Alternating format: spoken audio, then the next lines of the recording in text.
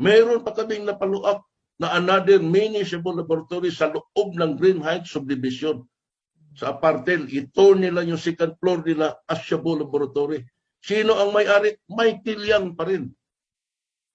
Ako mismo nag-imbestigar. Ang ginawa ni Duterte, pinagpapatay ang lahat ng mga construction worker na nagbigay ng impormasyon sa amin. Kasama, kung hindi ako nagkamali, kasama na doon yung pinaka-source of information namin, yung katulong na nilagay ni Michael Yang doon sa apartment. Yun ang nag-info doon sa nag-info din sa amin na construction worker.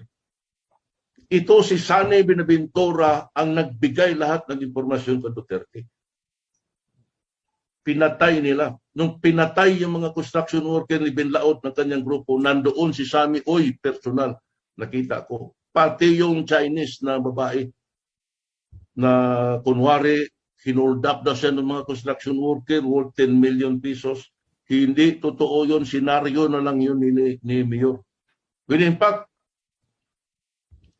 pinadala ni Mayor sa akin, siya namahan ko si Sami Oy at yung babae yung Pilipina, Chinese o Chinese Pilipina doon sa Marco Polo. At saka ginawa ni Mayor sa akin, kung ano daw ituro ng Chinese sa akin, pulihin at patayin na diretsyo. Yan naisip-isip ko. Kung nawalan ito ng mga assaulted jewelries worth of 10 million, bakit hindi sinabi ni Mayor sa akin? Siguruhin mo to na at least mayroong ma-recover man lang o kalahati. Wala.